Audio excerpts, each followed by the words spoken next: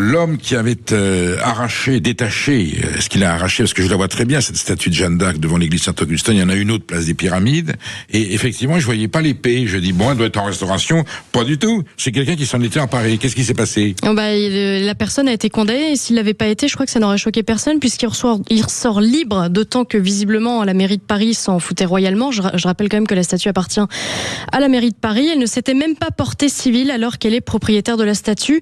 Vous vous souvenez peut-être, le 2 janvier dernier, place Saint-Augustin, près de la gare Saint-Lazare à Paris, un homme a escaladé la statue de Jeanne d'Arc pour lui voler son épée, qu'il a donc totalement détruite, avant de se faire interpeller quelques minutes plus tard. Oui, parce que l'épée, bien sûr, n'était pas intégrale. Il l'a vraiment arrachée. Les policiers découvrent qu'il s'agit d'un sans-papier de 23 ans originaire du Mali, récemment arrivé en France. De plus, selon les informations de Valeurs Actuelles, l'audience avait été renvoyée à plusieurs reprises en raison de l'expertise psychiatrique du prévenu, qui a opté pour une défense plutôt cocasse, puisqu'il a déclaré avoir voulu prendre un selfie sur la statue, un selfie avec Jeanne d'Arc.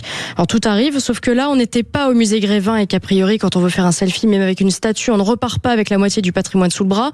Et alors, cerise sur le gâteau, l'avocat du suspect a invoqué le pardon chrétien auprès du tribunal et la démarche touristique pour justifier l'acte de son client. Il a même tenté d'établir une différence entre le combat mené par Jeanne d'Arc contre les Anglais et la démarche pacifique et bienveillante du jeune homme, lequel serait venu en France pour y vivre. En concluant par cette phrase, mais magistrale, Sainte Jeanne d'Arc lui aurait sûrement pardonné. Eh bien, il faut croire que la magistrature a été touchée par la grâce, puisque la peine prononcée par le tribunal était inférieure à 1 an de prison avec sursis. Il ne retournera donc pas derrière les barreaux.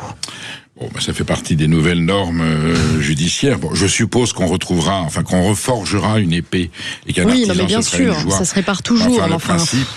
Je pense que ça aurait été un autre symbole historique que la statue de Jeanne d'Arc. Je pense que peut-être que la réaction n'aurait pas été la même. Enfin voilà. Donc avise, si vous avez retrouvé il l'a détruite ou non? Il l'a détruite. Oui, il l'a arrachée. Donc on ne retrouvera pas l'épée de Jeanne d'Arc.